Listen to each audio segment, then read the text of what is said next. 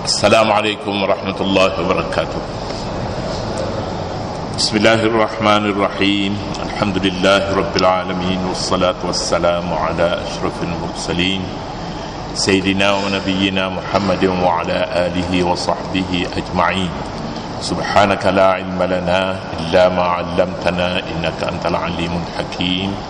La haula wa la quwwata illa billahil aliyyil azim. Kita baca ayat 3. A'udzu billahi minasy syaithanir rajim. Bismillahirrahmanirrahim.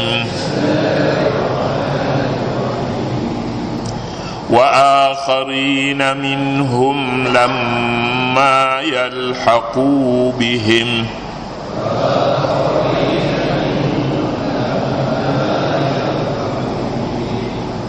wa huwal azizul hakim. Dzalika fadlullahi yu'tihi man yasha.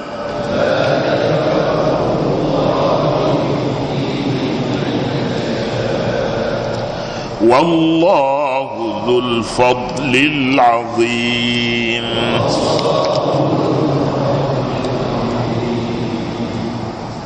Sadaqallahul azim. Wa akharina minhum, dan juga kepada kaum yang lain dari mereka yang belum lagi berhubung dengan mereka. Wa huwal azizul hakim, dan dialah Allah yang maha perkasa dan maha bijaksana. Dzalika fadlullah yu'tihi man yasha. Itu adalah anugerah Allah, diberinya kepada sesiapa yang dikehendakinya. Wallahu dzul fadlil azim, dan Allah mempunyai limpah kurnia yang besar. Sila buka surat 279. Ya, 279. Wa akharina minhum lamma yalhaqu bihim, dan orang-orang yang lain. Orang yang lain itu siapa yang dimaksudkan di sini? Wa akharina minhum lamma yalhaqu bihim, dan orang lain yang belum lagi berhubung dengan mereka. Akharin, orang yang lain, yakni orang yang tidak wujud pada zaman Nabi sallallahu alaihi wasallam, pada zaman wahyu diturunkan, pada zaman dakwah mula berkembang di bumi Arab, dia tidak wujud. Mungkin generasi yang akan datang dalam tempoh selama 1400 tahun, lebih daripada 1400 tahun, dan kita menyaksikan pada zaman ini Islam rata-rata Islam, malah setengah negeri seperti Indonesia, bilangan orang Islam lebih ramai daripada di negeri yang pada mulanya menerima Islam, ataupun di negeri Arab. Di negeri-negeri seperti Bangladesh begitu ramai umat Islam, di Pakistan dan India, malah di Malaysia. Ini antara negeri sebahagian daripadanya perkembangan Islam sungguh ajib. Seperti di Kepulauan Melayu yang dibawa oleh para peniaga Islam ini kemudian berkembang dengan begitu mudah sehingga sedar-sedar mengejutkan Yahudi. Islam merupakan sebuah negeri yang dimiliki oleh umat Islam. Tetapi warisan ini, warisan yang dianugerah Allah Subhanahu wa taala, tidak dipelihara dengan baik, maka seolah-olah barang yang kita dapati, barang yang dijumpa di tepi jalan, kerana tidak dipelihara dengan baik. Banyak anugerah Allah Subhanahu wa taala bila diberi dengan percuma, maka barang-barang itu tidak begitu dihargai. Tidak seperti setengah negeri yang Islam datang ke negeri itu dengan membawa senjata, pedang, parang, berperang setengah negeri. Jadi semuanya ini adalah anugerah Allah Subhanahu wa taala. Penyebaran Islam bermacam-macam caranya, yang menunjukkan bukan dengan usaha manusia tetapi anugerah Allah Subhanahu wa taala. Fadlullahi yu'tihi man yasha. Mungkin juga akharin makna umat yang lain. Satu makna akharin artinya akharin generasi yang akan datang. Generasi yang akan datang mereka memeluk Islam dan mereka berpegang teguh dengan ajaran ini. Mereka tidak kenal Nabi, mereka tidak kenal Kaabah, mereka tidak kenal Al-Quran, mereka tidak belajar bahasa Arab, tetapi mereka memeluk Islam dengan mudah dan berpegang kepadanya. Lamma yalhaqu bihim, belum pun mereka berpegang dengan, belum pun mereka dapat berhubung dengan orang Arab, dengan sahabat-sahabat Nabi, belum pun kita kenal ulama-ulama besar, tetapi kita menerima Islam itu dengan mudah. Islam yang dibawa oleh peniaga-peniaga daripada Gujarat katakan, ataupun daripada negeri Arab sendiri, ataupun dari mana-mana saja, kerana teori kedatangan Islam ke Kepulauan Melayu ini pun tidak ada satu keterangan pasti dan muktamad. Yang boleh ditunjuk hanya batu bersurat. Yalah, batu bersurat tu Kedah pun kata ada batu bersurat, mana-mana pun ada kata batu bersurat. Tetapi nak sebutnya Islam datang ke rantau ini bukan kerana kita pergi mencari, tapi dibawa oleh siapa? Oleh pendakwah, bukan ulama, oleh peniaga yang bekerja sebagai peniaga. Tapi di samping itu mereka menunjukkan akhlak mereka yang mulia, yang baik. Akharina minhum, satu nikmat yang sangat besar. Nikmat ini tidak cukup untuk kita nak bersyukur kepada Allah Subhanahu wa taala dan mengucap alhamdulillah. Malah kalau kita sujud, kata sebahagian ulama, kalau sujud di atas bara api sekalipun belum cukup untuk kita mengucapkan kesyukuran kepada Allah Subhanahu wa taala atas nikmat iman dan Islam yang kita miliki pada hari ini. Malah dalam beberapa hal orang lain banyak belajar daripada kedudukan Islam di Malaysia dan di rantau ini. Orang lain yang telah lama mereka menganut agama Islam, tetapi mereka tidak dapat mengecapi nikmat seperti yang dinikmati oleh orang Islam di negeri ini. Sebahagian orang ada menyatakan begitu. Bukanlah satu perkara yang mustahil, sebab ini anugerah Allah Subhanahu wa taala, bukan dengan kehendak yang diduga oleh manusia. Kita lihat siapakah mereka ini. Muka surat 279. Siapakah mereka ini? Dalam riwayat Al-Bukhari daripada Abu Hurairah radhiyallahu anhu menyebutkan, kata Abu Hurairah, ketika kami sedang duduk di sisi Nabi sallallahu alaihi wasallam, tiba-tiba turun kepadanya suratul Jumu'ah kepada Nabi dan juga kaum yang lain dari mereka yang belum lagi berhubung dengan mereka. Itu terjemahan wa akharina minhum. Para sahabat bertanya, siapakah orang itu wahai Rasulullah? Lalu Rasulullah meletakkan tangannya ke atas Salman Al-Farisi sambil bersabda, andainya iman itu berada di bintang Suraya. Suraya nama bintang ketika, nescaya dicapai oleh lelaki dari Parsi. Salman Al-Farisi. Dalam hadis riwayat Abu Hurairah, artikan Salman Al-Farisi bukan umat Arab, tetapi umat Farsi, datang daripada Farsi, Iran pada ketika itu.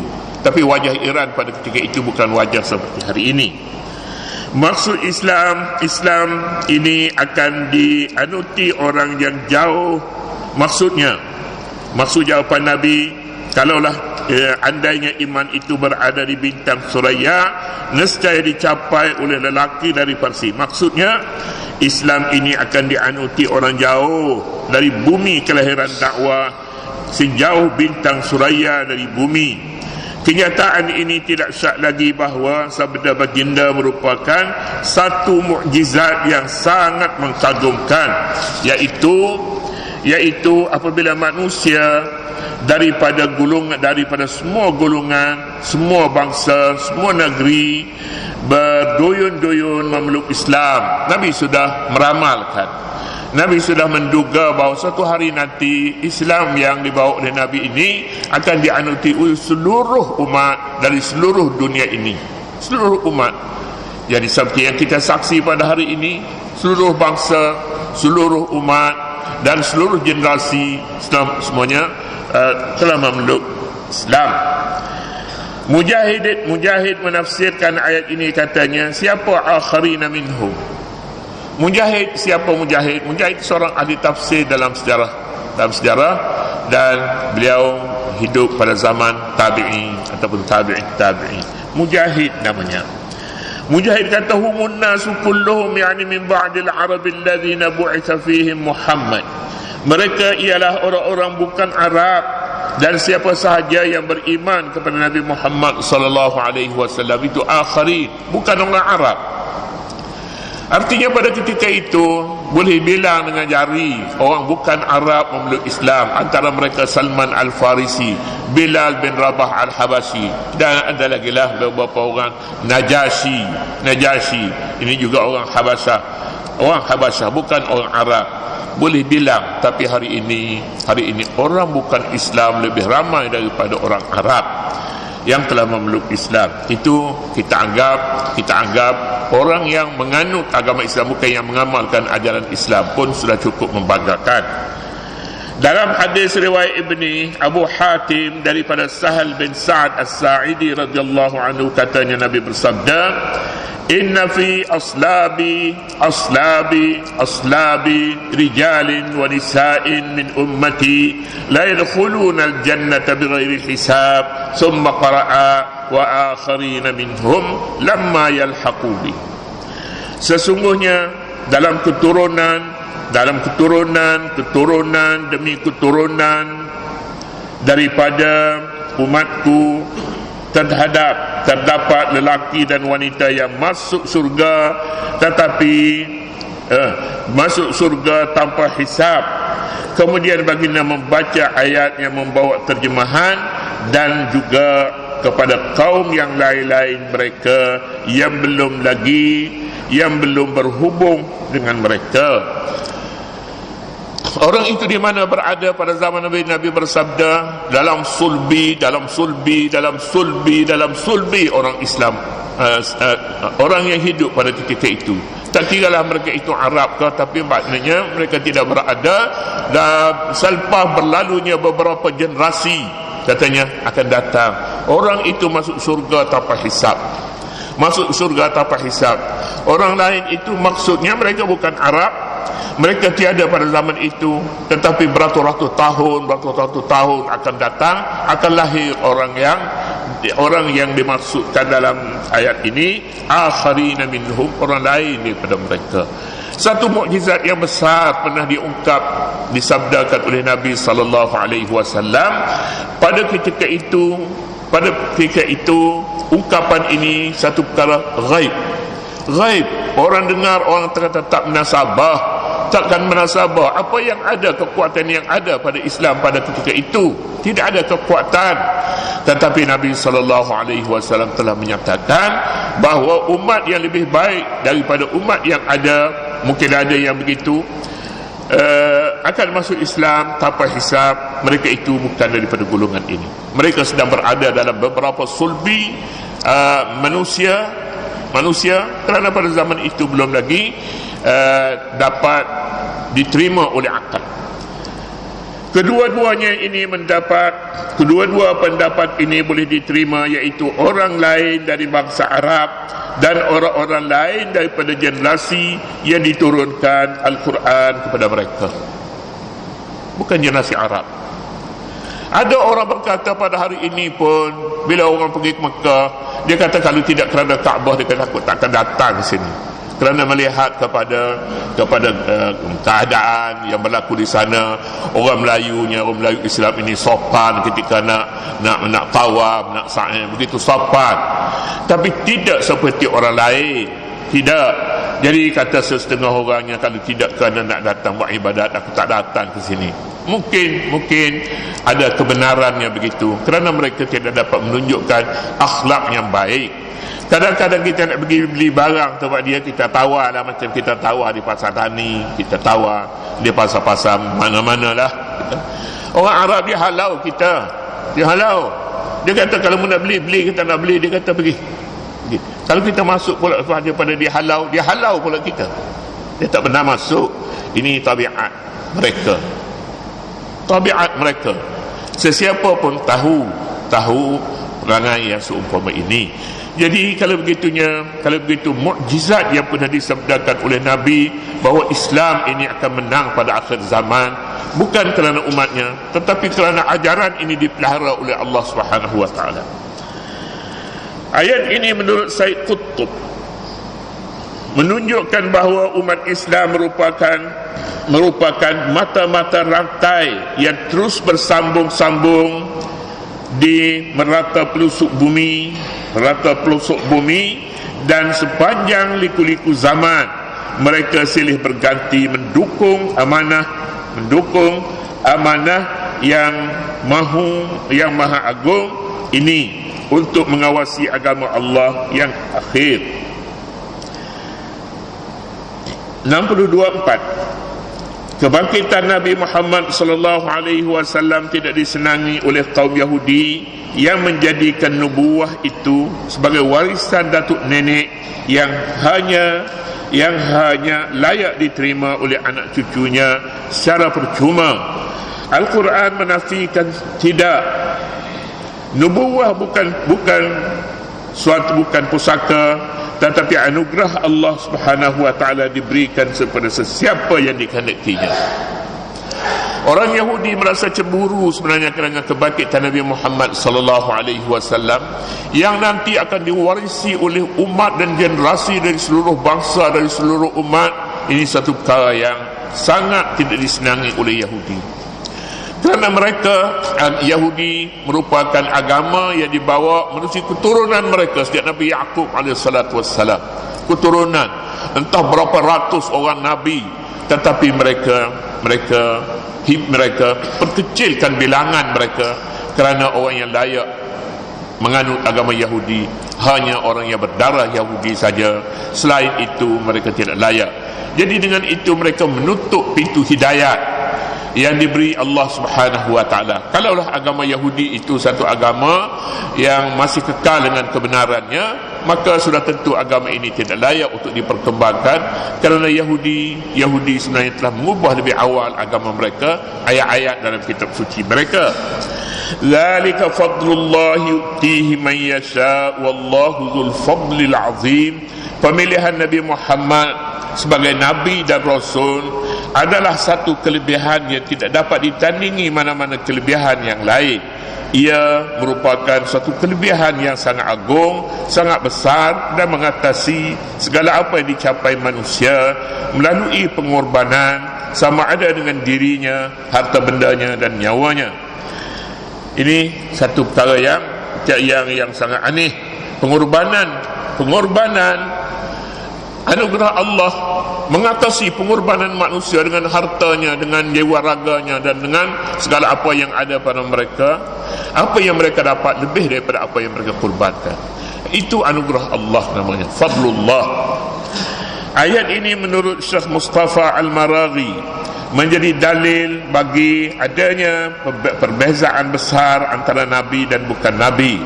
Nabi diperolehi melalui anugerah, sedangkan lain-lain seperti wali, hakim adalah pangkat yang boleh didapati melalui usaha. Inilah Nabi SAW satu anugerah. Ini pangkat Nabi. Tetapi selain daripada pangkat Nabi seperti wali, seperti hakim, ini lebih rendah, lebih bawah daripada darjat kenabian. Pangkat-pangkat yang lebih rendah daripada darjat kenabian mereka akan dapat melalui usaha. Mereka berusaha, berkorban, mereka dapat sesuatu yang mereka mahu. Tetapi sekalipun Nabi, sekalipun orang itu berusaha, berkorban dengan apa yang ada pada mereka untuk menaiki ke tahap Nabi, tidak mungkin sama sekali. Sebab ini fadlullah, anugerah Allah, suatu yang dia diberi dengan hibah, lain daripada yang diberi dengan anugerah. Yang diberi dengan anugerah tidak boleh dilakukan dengan apa-apa jalan sekalipun, tetapi yang diberi dengan jalan-jalan yang lain boleh diusahakan. Itu yang dimaksudkan fadlullah, kata Syekh Al-Maraghi. Kemudian pengajaran dan saranan. Pengajaran dan saranan seluruh alam memuji-muji Allah, mensuci dan mengakui keesaannya baik di langit maupun di bumi. 3 matlamat daripada kebangkitan Rasul, iaitu membaca ayat Al-Quran, menjadikan umatnya suci hati dengan iman dan mengajar mereka hukum dan syariat daripada Al-Quran dan Sunnah. 3, umat Arab sebelum kebangkitan Nabi Muhammad sallallahu alaihi wasallam dalam kesesatan dan kejahilan. Yang keempat, menjadikan Nabi dari kalangan ummi mengandungi beberapa hikmat yang sangat positif, iaitu tepat dengan bisyarah ni berita gembira dalam perutusan Nabi Isa sama dengan keadaan umatnya, dan tiada rasa salah sangka terhadap ajaran dan dakwahnya. Yang kelima, perutusan Nabi Muhammad sallallahu alaihi wasallam umum dan tidak terbatas hanya kepada umat Arab semata-mata, tetapi kepada seluruh umat manusia yang ada di muka bumi. Yang keenam, Islam dan wahyu atau kerasulan adalah anugerah Allah kepada siapa yang dikehendakinya. Ia bukan sesuatu yang boleh diusahakan sebagaimana yang didakwa oleh nabi-nabi yang palsu. Nabi-nabi palsu ni banyak datang, banyak lahir. Mereka katakan mereka sudah berusaha, berjuang, berkorban, dan sekarang mereka sudah dapat apa yang dikatakan pangkat kenabian itu. Seperti Qadiani dan lain-lain lagi, banyak yang mengaku jadi Nabi. Tapi semuanya itu karut, kerana Nabi bukan satu perkara yang boleh dicari, tetapi suatu anugerah yang dikurnia kepada siapa yang dikehendaki Allah Subhanahu wa taala. Allah Subhanahu wa taala a'lam. أعوذ بالله من الشيطان الرجيم بسم الله الرحمن الرحيم ربنا اغفر لنا ذنوبنا ولوالدينا ولمشايخنا ولجميع المسلمين والمسلمات اللهم أعنا على ذكرك وشكرك وحسن عبادتك اللهم ارزقنا علما نافعا وقلبا خاشعا وعملا صالحا متقبلا وتوبة مقبولة وتجارة لن تبور وصلى الله على سيدنا محمد وعلى آله وصحبه وسلم الحمد لله رب العالمين.